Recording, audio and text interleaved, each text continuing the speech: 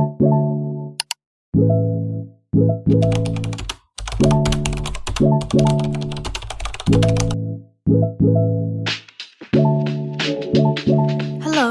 းလုံးမင်္ဂလာပါဒီနေ့ဗီဒီယိုမှာတော့အင်္ဂလိပ်ဘာသာစကားကိုမြင့်တင်ဖို့အတွက်အသုံးဝင်တဲ့ website တစ်ခုနဲ့မိတ်ဆက်ပေးချင်ပါတယ်အဲ့ဒါကတော့ EAP Foundation ဖြစ်ပါတယ်ဒီ website ကတက္ကသိုလ်တက်ဖို့ပြင်ဆင်နေသူတွေနဲ့ academic English ကိုလေ့လာချင်သူတွေအတွက်အသုံးဝင်တဲ့ resource တစ်ခုဖြစ်ပါတယ်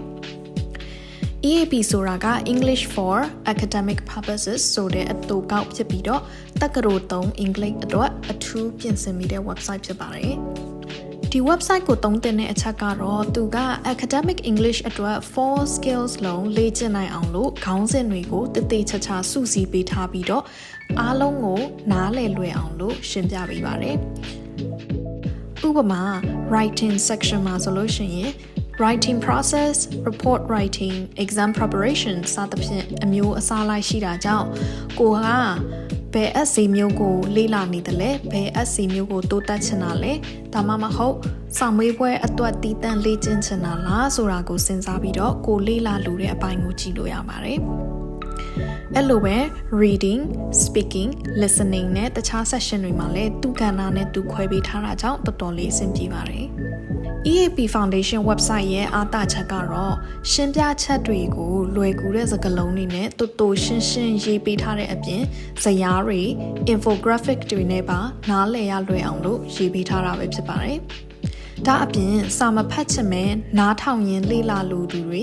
ဗီဒီယိုကသစင်လေ့လာရတာသဘောကျတဲ့သူတွေအတွက်လည်း podcast တွေနဲ့ဗီဒီယိုတွေပါတပါးတည်းသင်ပေးထားတာကြောင့်ကိုကြိုက်တဲ့ပုံစံနဲ့လေ့လာလို့ရပါတယ်။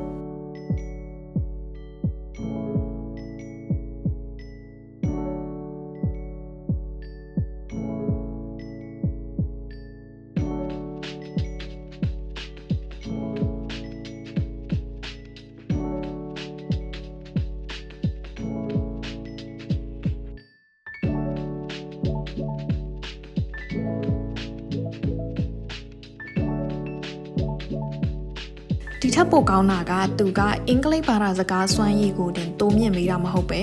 higher education အတွက်လိုအပ်တဲ့တခြားစွမ်းရည်တွေဖြစ်တဲ့